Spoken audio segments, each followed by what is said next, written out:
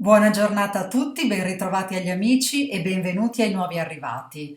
Oggi affrontiamo un argomento importante, almeno a giudicare dal clamore che sta destando. Parleremo di comete, cercando di capire se sono buone o cattive, per quanto questa accezione, a mio avviso, sia altamente discutibile. Parleremo di comete periodiche e non periodiche, di comete interstellari, come la famosissima 3I Atlas, della quale se ne sono sentite di ogni genere, dalla navicella spaziale all'annunciatrice di un nuovo messia, dall'asteroide che può spiegarci le origini della Terra al portale delle magnificenze. Ne parleremo per fare un po' di chiarezza, almeno dal punto di vista dell'astrologia, mentre il fenomeno puramente fisico lo lascio ai fisici, agli astrofisici e agli astronomi che sono sicuramente più preparati di me. Nello specifico vedremo insieme le tre comete interstellari, la Oumuamua del 2017, la Borisov del 2019 e l'ultimissima Atlas di quest'anno che sta appunto facendo tanto discutere e di cui tra l'altro mi avete chiesto più volte nei commenti. E allora finalmente arriviamo al dunque e cerchiamo appunto di fare un po' di chiarezza. Premetto subito che sulle interpretazioni astrologiche ed esoteriche delle comete nessuno ha la verità in tasca. Ci appoggiamo agli studi astronomici, alle interpretazioni del passato e alla nostra sensibilità, ma bisogna sempre parlarne saggiamente come di ipotesi e quindi più o meno attendibili e sicuramente sempre da verificare. Bene, se l'argomento vi incuriosisce, vi invito a salire a bordo del nostro vascello per un nuovo viaggio tra le stelle, che si annuncia assolutamente inedito, interstellare come le comete che approfondiremo e mi auguro affascinante. Allora, partendo dall'assunto che nessuno ha la verità in tasca, la prima cosa che sento di dover dire è che le comete non hanno necessariamente un'influenza nefasta. E questo mi sento di affermarlo sia per la mia piccola esperienza personale, sia per quanto enunciato da grandi studiosi del passato, da pensatori e ricercatori della scienza dello spirito, dagli astronomi caldei a Ippocrate, da Seneca a Kardec, da Aristotele a Rudolf Steiner e via di seguito. Ognuno di loro ha cercato di allontanarsi dalla superstizione, innanzitutto inquadrando il fenomeno come astronomico e poi cercando di interpretarne gli effetti sul piano fisico e metafisico. Sul discorso astronomico, come ho detto, sorvolo, perché potete trovare una marea di informazioni in rete e non è il mio campo specifico. Invece sul discorso metafisico c'è una grande confusione e voglio provare a offrire il mio contributo per fare un po' di chiarezza, per dare una visione un po' più estesa e probabilmente anche alternativa a quello che avete sentito in giro finora. Ben sapendo che si tratta di un parere personale, di un mio studio personale e quindi non di una certezza incontestabile. A mio avviso le comete vanno interpretate di volta in base alle loro caratteristiche, alla provenienza, al fatto che siano periodiche o non periodiche, che siano del nostro sistema solare o interstellari e via di seguito. Fin dall'antichità l'apparizione di questi corpi celesti è stata interpretata come un annuncio di avvenimenti importanti, che potevano essere sia positivi sia infausti. Potevano annunciare nascite o morti, oppure eventi felici o sfortunati legati per esempio agli esponenti del potere, ai re, alle regine, a principi, eccetera, o ancora potevano essere annunciatrici di vittorie o di sconfitte nelle imprese militari. Nel Medioevo pare che poi predominasse l'interpretazione funesta e quindi dilagasse l'usanza di attribuire al passaggio di una cometa le guerre, le pestilenze, le carestie, le catastrofi naturali, la morte dei papi o dei sovrani e pare addirittura che qualche evento sia stato attribuito a delle comete mai viste nella realtà. per cui inventato di sana pianta quasi a giustificare questa superstizione, perché a questo livello tende a diventare più una superstizione che un'analisi scientifica o un'analisi spirituale esoterica. Ammesso che sia vera tale propensione medievale, direi che adesso è più saggio sgombrare il campo dai preconcetti e dalle superstizioni e affrontare l'analisi in una maniera, direi, più sensata. Oggi sappiamo che le comete sono corpi celesti relativamente piccoli e simili a degli asteroidi. Sappiamo che sono dei composti di ghiaccio formati da rocce, gas, acqua, ammoniaca, anidride carbonica, metano e polveri. La chioma e la coda di una cometa sono il risultato della sublimazione delle sostanze volatili quando questa si avvicina al Sole. Quindi abbiamo una conoscenza a livello appunto materiale, scientifico. Se consideriamo la loro composizione acquosa e gassosa, possiamo supporre, come fece Steiner, che abbiano uno scambio eterico e astrale con la Terra, anche con gli altri pianeti, però adesso rimaniamo nel campo del nostro.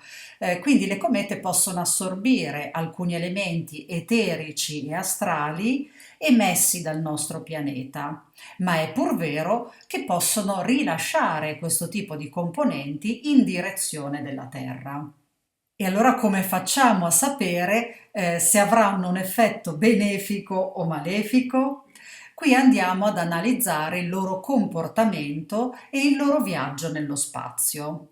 Se una cometa passa e non torna più, o se addirittura finisce per consumarsi completamente quando si avvicina al Sole, beh, allora possiamo considerare che svolga un lavoro di pulizia del campo eterico e astrale della Terra. È ovvio però che se un'opera di questo genere si rivela necessaria, vuol dire che eventi poco piacevoli si stanno producendo sul nostro pianeta, ma non è la cometa a portarli e questa mi sembra una distinzione molto importante. Se invece una cometa è periodica, allora dobbiamo valutare il suo potenziale influsso nocivo, in quanto tende a riproporci le energie relative a degli accadimenti infausti avvenuti nel passaggio precedente, durante il quale appunto possiamo dire che si è caricata di tali informazioni eteriche e astrali.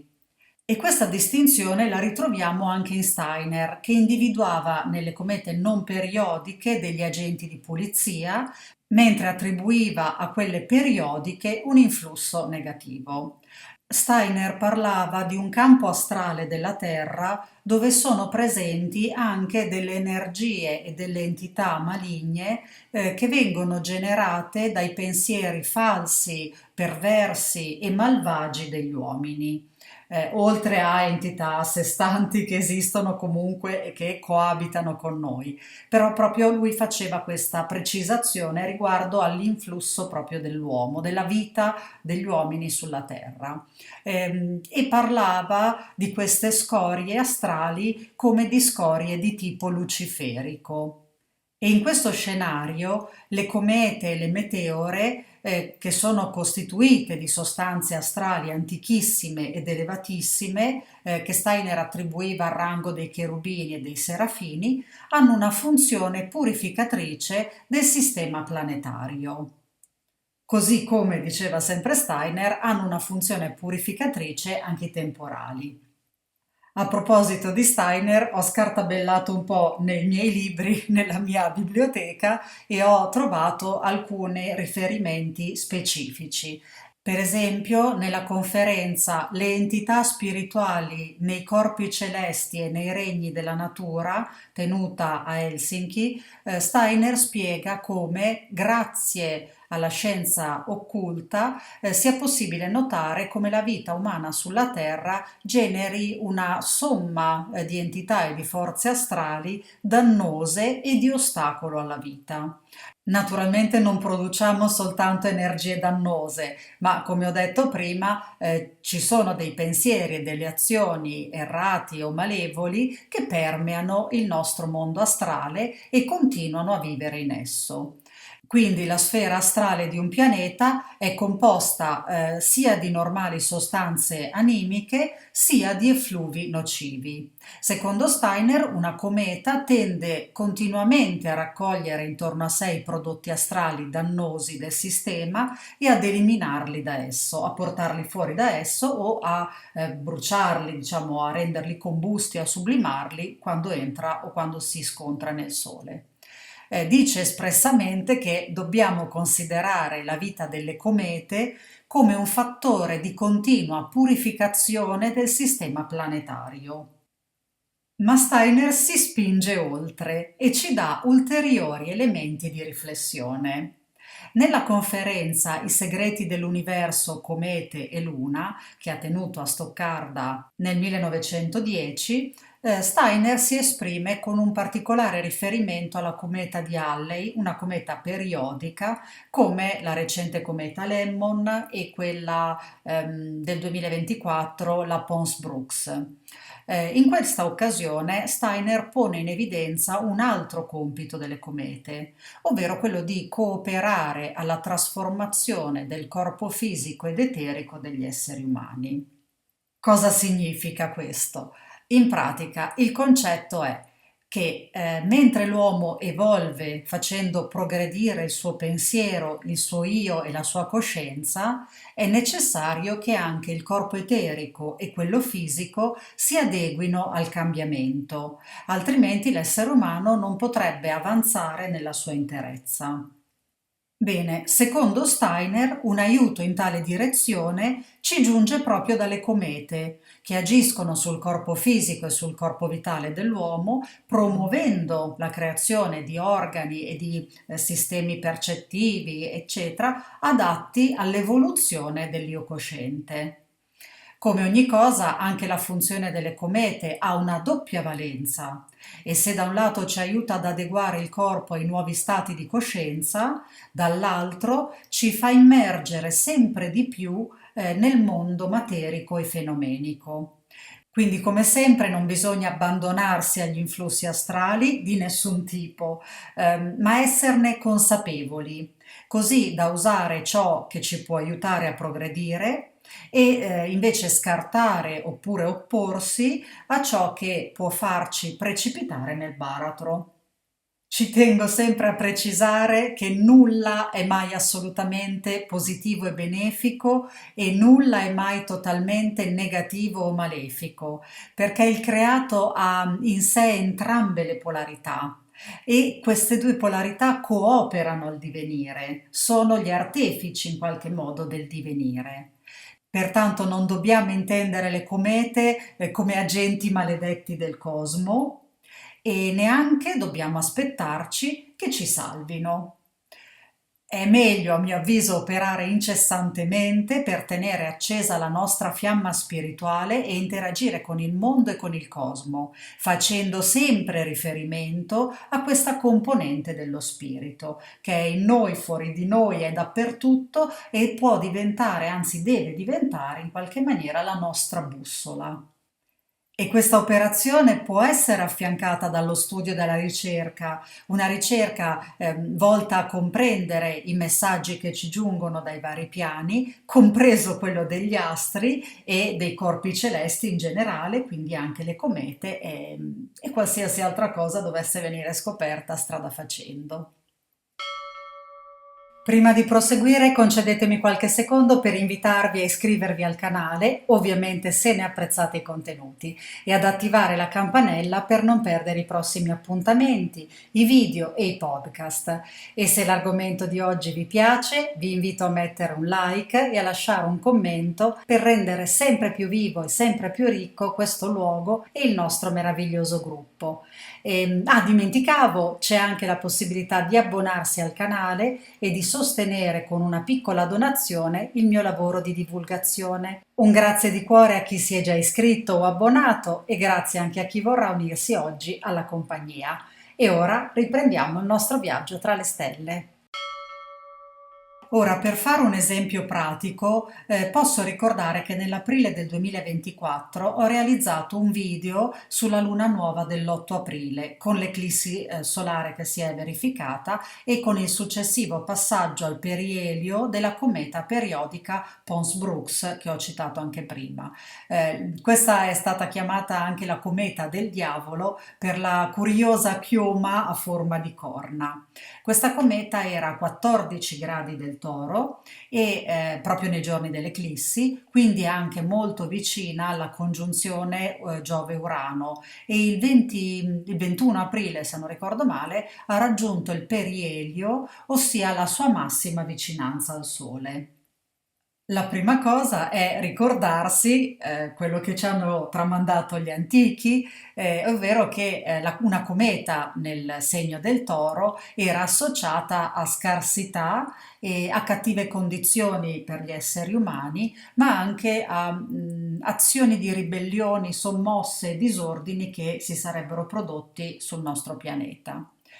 Però, trattandosi di una cometa periodica, che adesso sappiamo avere un influsso tendenzialmente negativo, perché ci ripropone delle energie nocive assorbite nel passaggio precedente, era opportuno studiare la sua orbita, il periodo di ritorno e gli eventi accaduti durante il passaggio precedente, quantomeno il passaggio precedente, se non addirittura altri. Io però mi sono focalizzata sull'ultimo.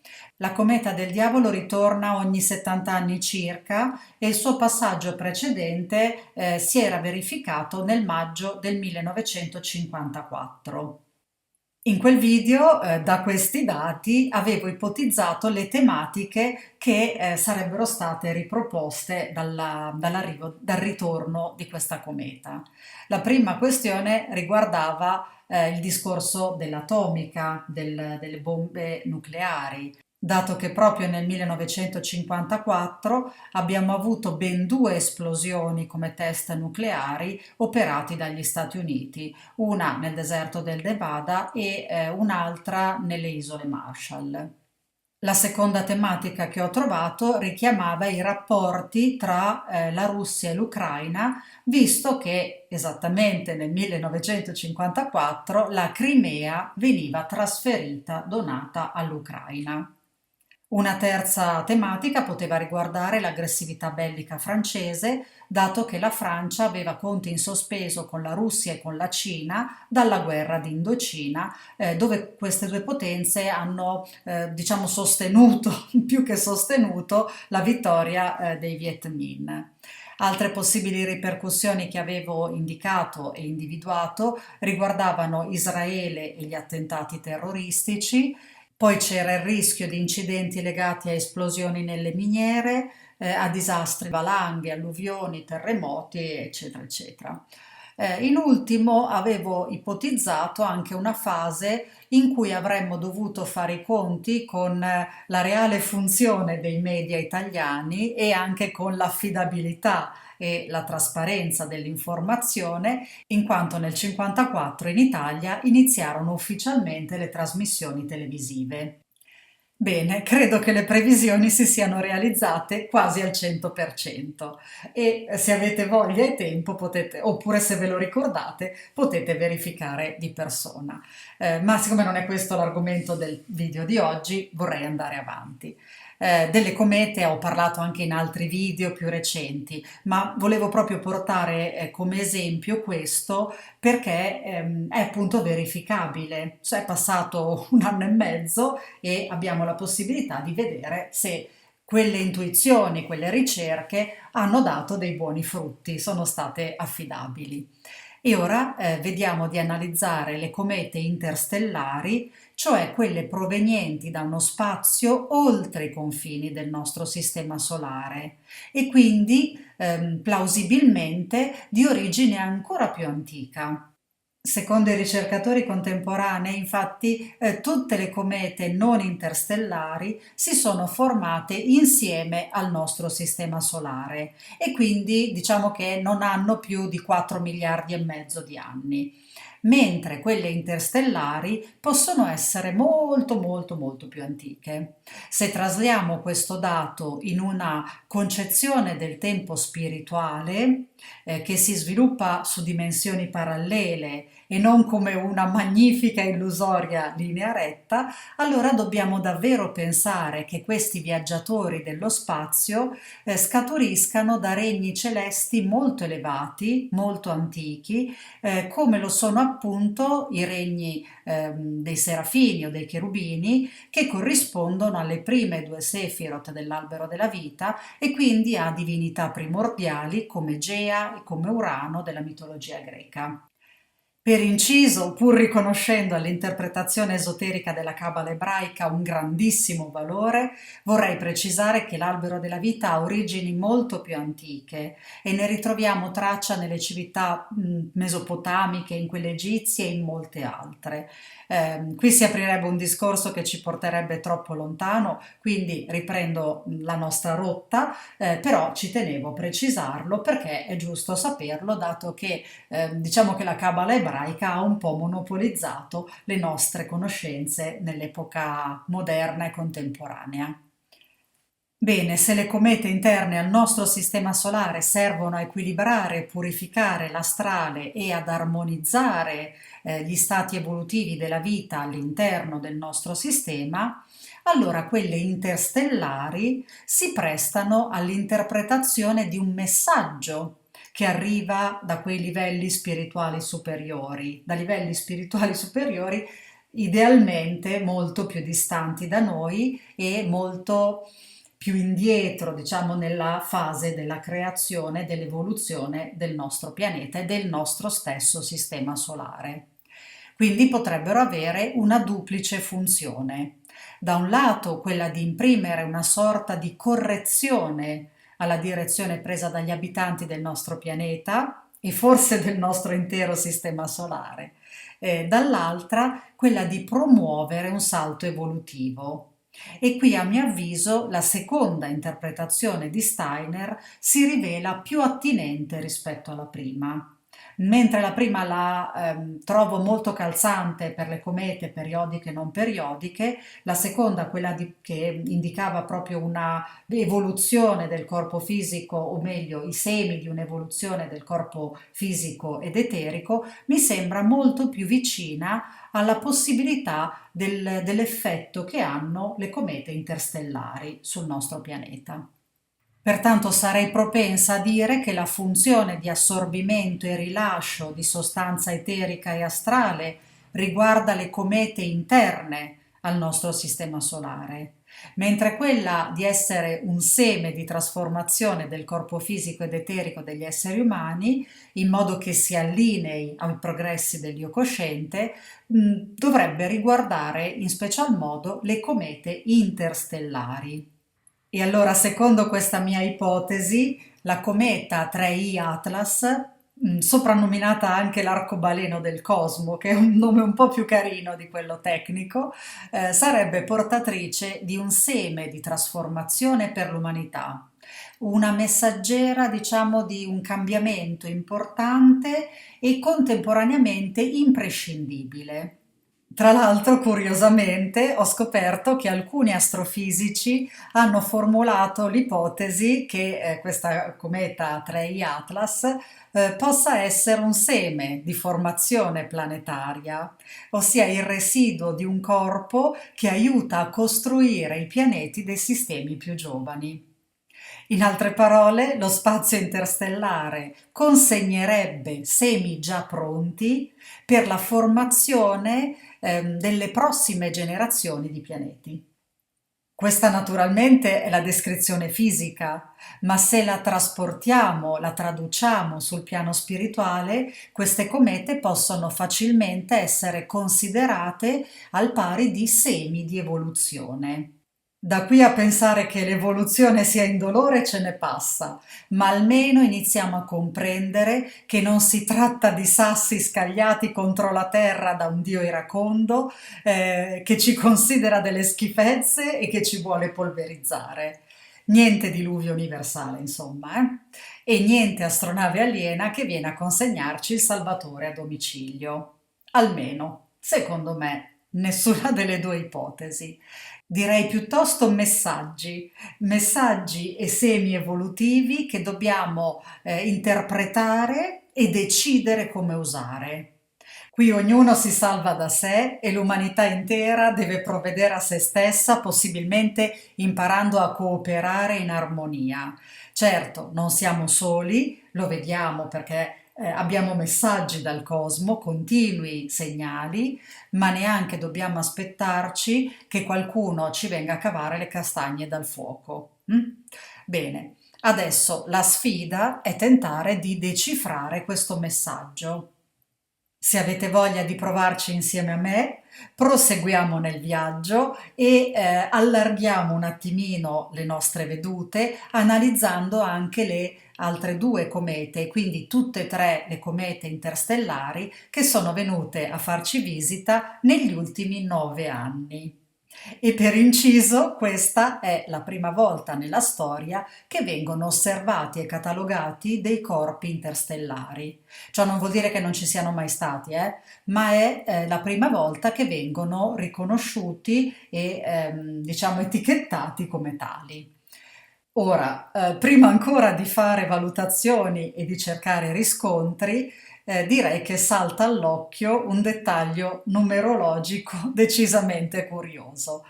La prima cometa interstellare 1I o Oumuamua è apparsa nel 2017, un anno 1, simbolo di un nuovo inizio. La seconda cometa 2I Borisov è apparsa nel 2019, un anno 3, simbolo della creatività. La terza, che è quella attuale appunto, 3I Atlas, è apparsa quest'anno, 2025, un anno 9, che rappresenta la fine di un ciclo, la conclusione, la saggezza conquistata sicuramente, ma anche la liberazione, i tagli e le eliminazioni necessarie per preparare il terreno a un nuovo ciclo. Quindi dalla prima all'ultima sono passati esattamente 9 anni, 9 anni che identificano un ciclo totale numerico.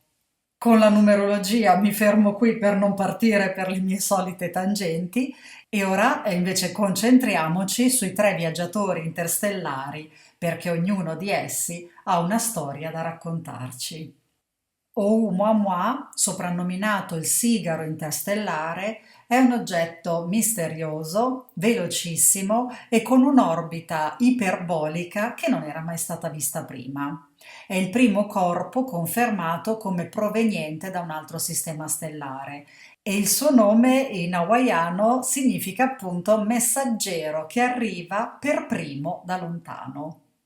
Questa cometa è entrata nel sistema solare da nord rispetto al piano dell'eclittica e sembrava provenire dalla direzione della stella Vega, una stella che appartiene alla costellazione della Lira. Ora è uscita dal sistema solare, oltre Nettuno, in direzione della costellazione di Pegaso.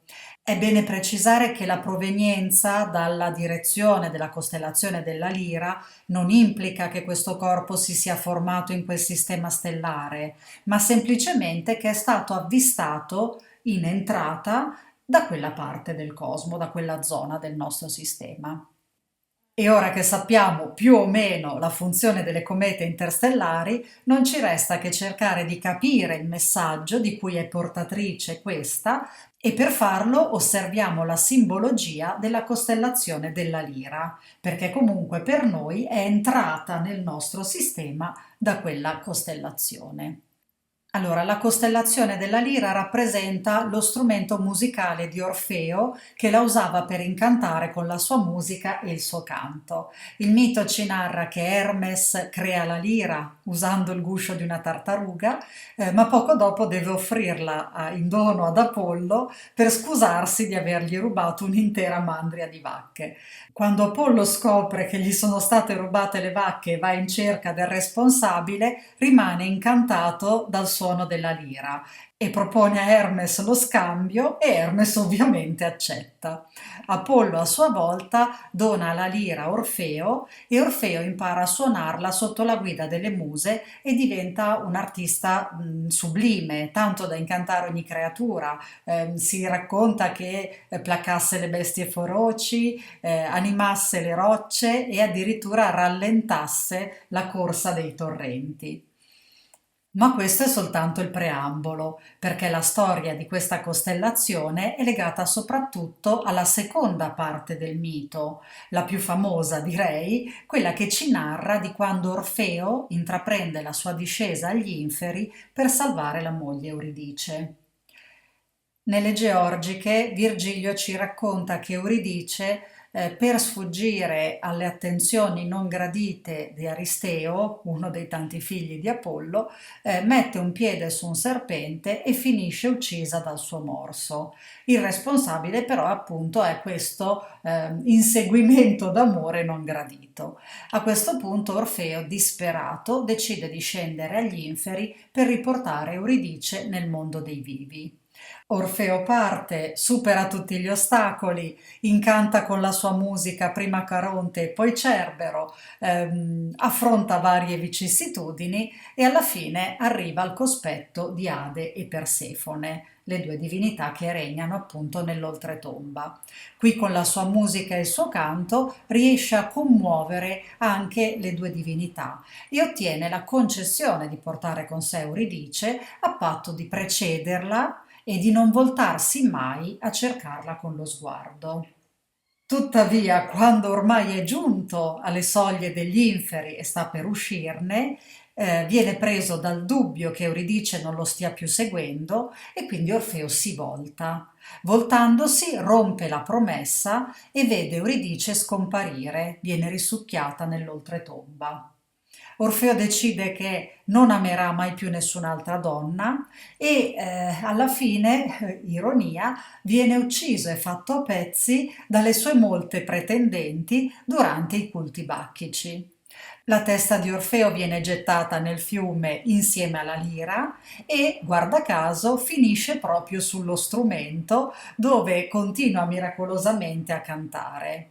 E qui vediamo Zeus che si accorge dell'accaduto, rimane commosso da questo miracolo e da questo canto di Orfeo e manda la sua aquila a recuperare la lira per porla in cielo, a formare proprio la costellazione della Lira.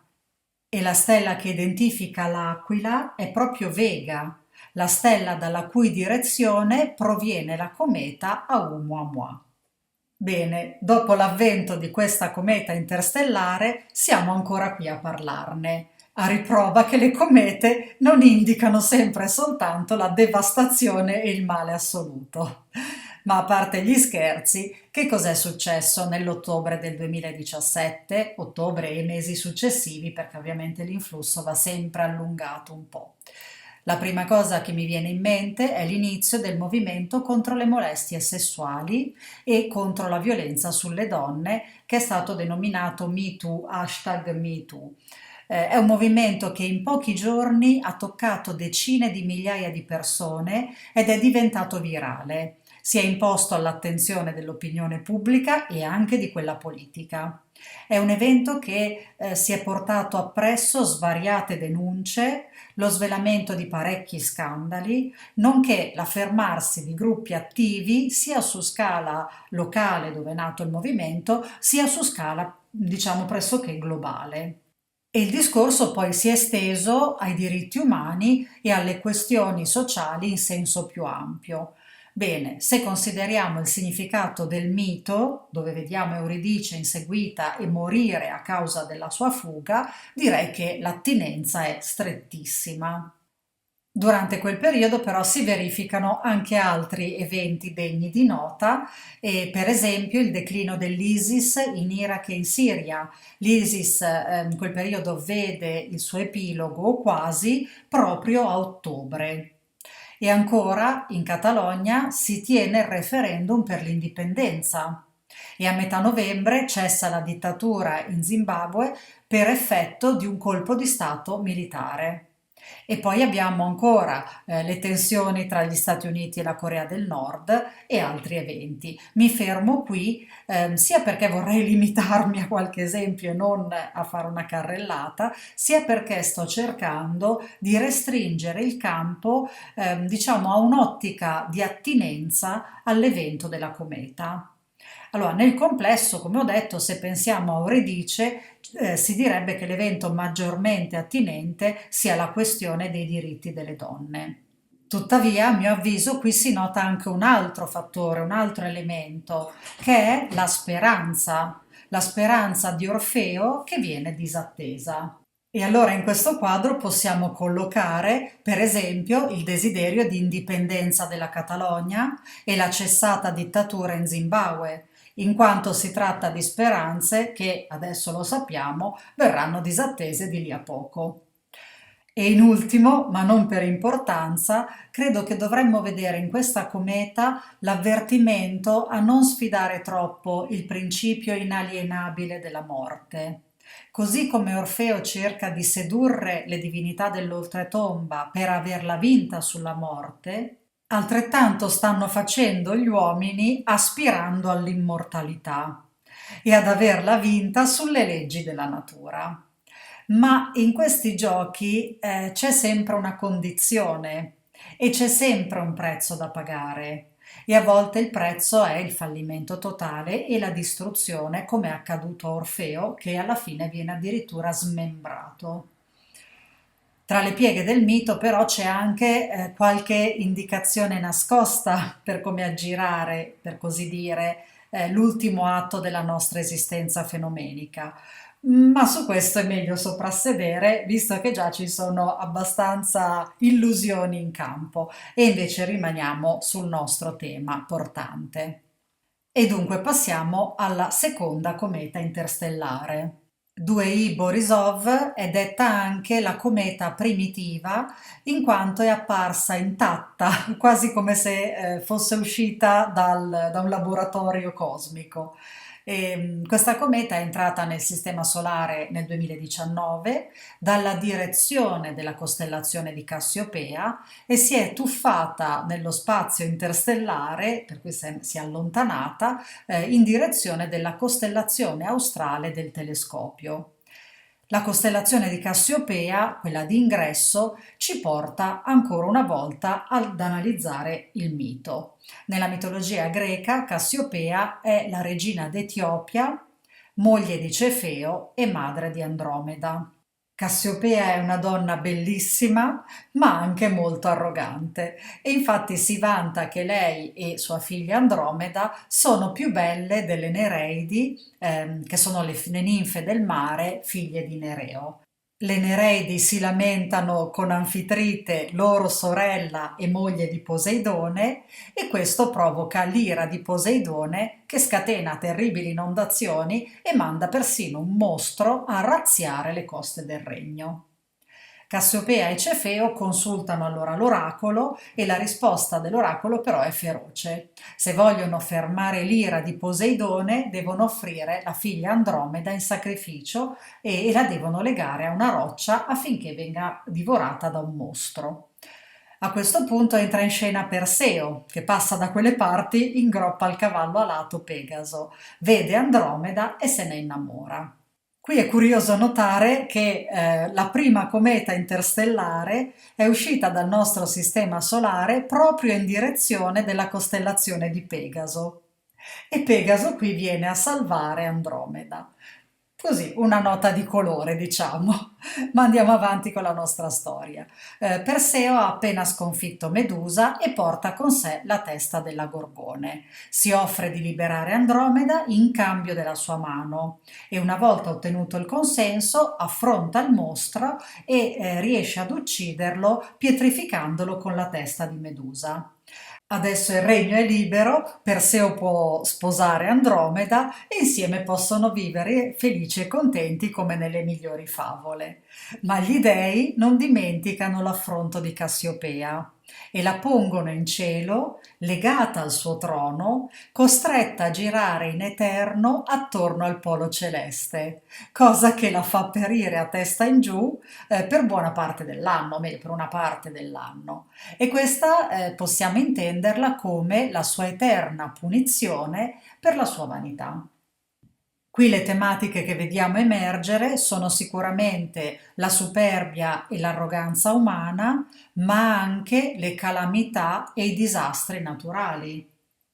La prima, diciamo che corrisponde a Cassiopea, la seconda parte delle tematiche riguarda l'ira di Poseidone. Le due cose possono essere collegate, ma non necessariamente. E allora vediamo alcuni eventi che potrebbero essere attinenti all'avvistamento di questa cometa che è stata scoperta, come dicevo, nel 2019 alla fine di agosto, il 30 agosto per la precisione. Bene, a settembre viene avviato ufficialmente un iter di impeachment contro il presidente Donald Trump e vediamo che superbia e arroganza non mancano né da una parte né dall'altra. A ottobre, nella Catalogna spagnola, inizia un'ondata di proteste in seguito all'annuncio della sentenza di condanna per il leader del movimento indipendentista. E qui vediamo la spocchia del potere e il fallimento della speranza di indipendenza che questo fallimento, diciamo, poteva essere annunciato dalla cometa precedente. E poi vediamo che in Bolivia si scatenano violenti proteste dopo le elezioni e arrivano addirittura a causare le dimissioni del presidente Evo Morales. In Francia Macron tira troppo la corda con la riforma delle pensioni e si scatena un'imponente mobilitazione sociale con scioperi dei trasporti che vanno avanti per oltre 20 giorni. E poi c'è il punto di vista climatico che non possiamo trascurare, vista la reazione di Poseidone. A settembre la Spagna viene colpita da gravi inondazioni. A ottobre un uragano si abbatte sulle Azzorre e un tifone sul Giappone. Sempre in questo periodo alcune regioni settentrionali dell'India vengono devastate dalle alluvioni, alluvioni che causano qualcosa come 2000 morti e vaste aree della California sono distrutte dagli incendi. Tra ottobre e novembre anche l'Italia è flagellata da nord a sud da diverse alluvioni, tra cui quella eccezionale a Venezia che ha causato dei danni enormi anche al patrimonio culturale e immobiliare. A novembre è l'Australia ad essere alluvionata e un terremoto piuttosto violento scuote le zone settentrionali dell'Albania.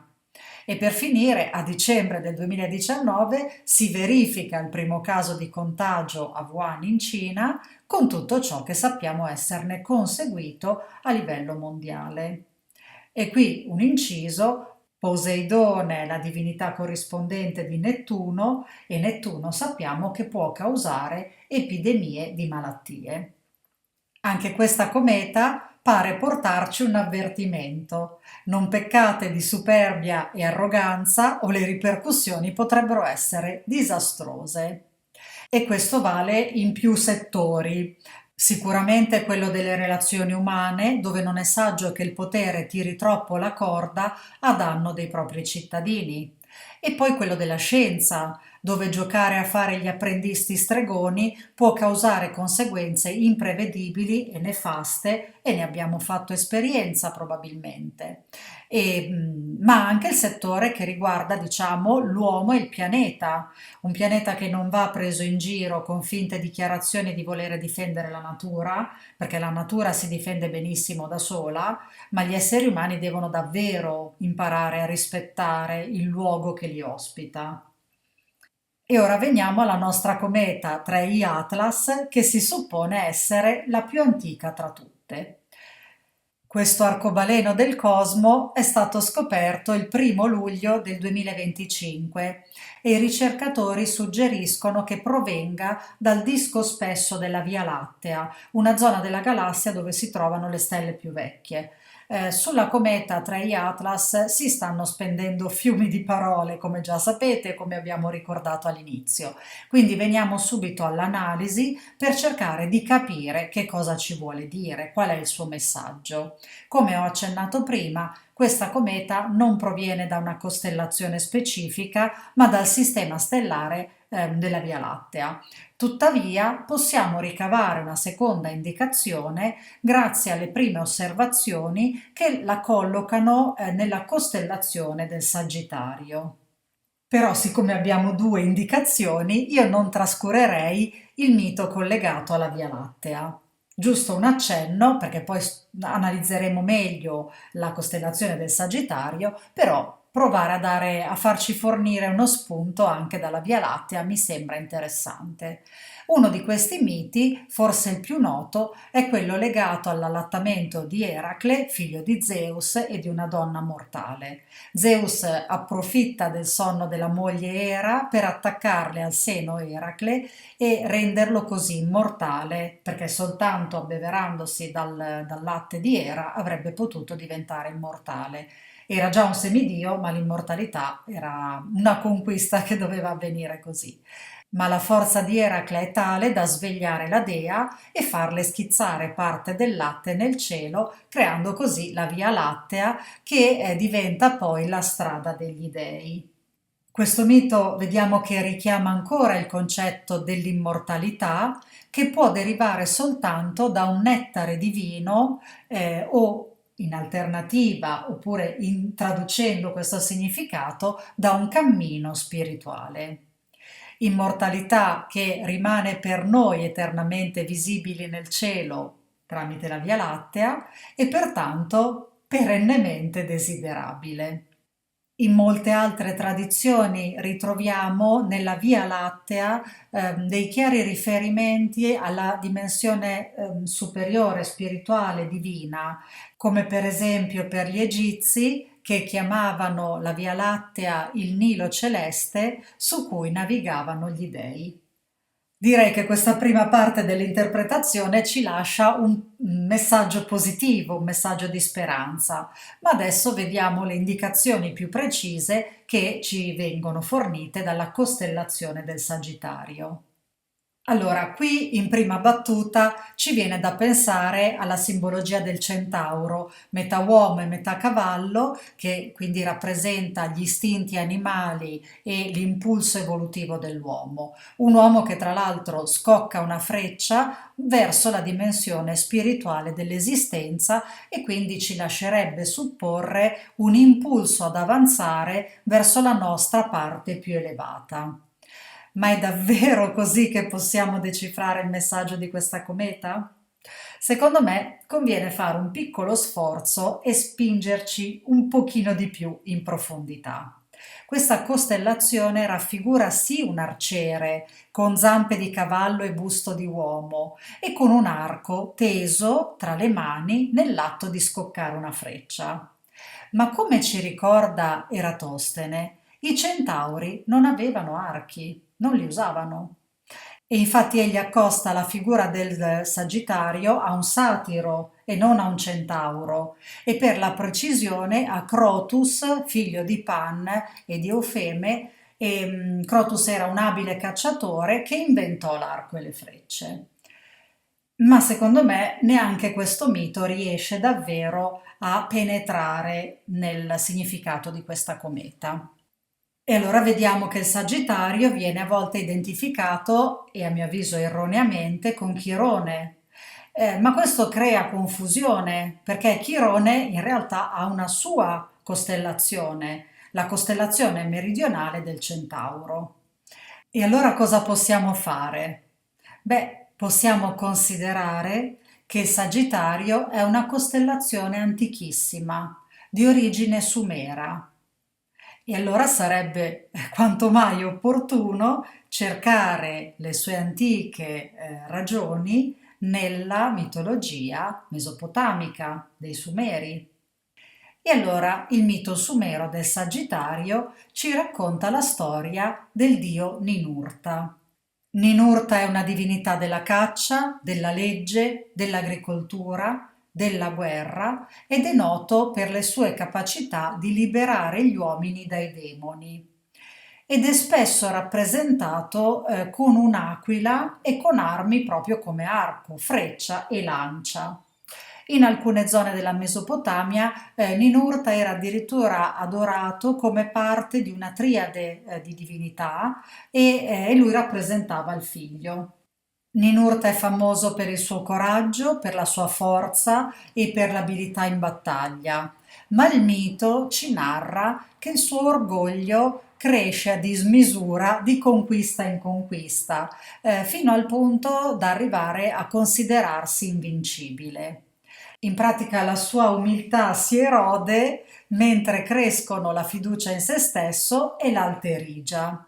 Il cuore di questo Dio, che prima era votato alla protezione e alla giustizia, inizia così a indurirsi e la sua crescente arroganza non passa inosservata agli dei più anziani, che lo vedono proprio trasformarsi da nobile guerriero a un essere dominato dalla vanità e così iniziano a pensare di dover fare qualcosa per ricondurlo sulla retta via. Un giorno un mostro ruba al padre di Ninurta le tavole del destino e Ninurta si incarica di recuperarle, per cui combatte, uccide il mostro, ma perde le tavole del destino che precipitano nell'abisso, abisso dove regna Enki, l'antichissimo dio dell'acqua e della saggezza. Enki è una delle quattro divinità creatrici, secondo i Sumeri, ed è appunto molto saggio oltre a essere la divinità dell'acqua e quindi approfitta della situazione per dare una lezione a Ninurta. Si rende però conto che per sconfiggere Ninurta, che è dotato di una forza eccezionale, non basta la forza fisica e quindi deve fare ricorso all'arte magica, all'astuzia e alla saggezza. Crea così una creatura unica, una tartaruga gigante dotata di un guscio magico impenetrabile e in grado di imprigionare, di stringersi attorno al corpo di Ninurta. La tartaruga vediamo che è una perfetta manifestazione della saggezza di Enki. È lenta ma resistente, è simbolo della pazienza e dell'umiltà e sono tutte virtù che Ninurta ha in qualche maniera ormai dimenticato e quindi è abbastanza curioso che a insegnargliele sia la creatura che Enki ha destinato a imprigionarlo. Bene, quando Ninurta si reca da Enki, smagnoso di dimostrare la sua supremazia e di recuperare ovviamente le tavole del destino, la tartaruga gli tende un'imboscata e lo cattura. Ninurta lotta con tutte le sue forze, ma più si dibatte, più il guscio della tartaruga si stringe attorno a lui, fino a immobilizzarlo completamente. In pratica, quando Ninurta capisce che dovrebbe usare l'intelligenza e la saggezza per liberarsi, il suo orgoglio si trasforma in disperazione, perché si rende conto di avere trascurato queste qualità, troppo preso da sé e dal suo successo. E allora vediamo che la trappola di Enki diventa uno straordinario strumento per indurre Ninurta alla riflessione.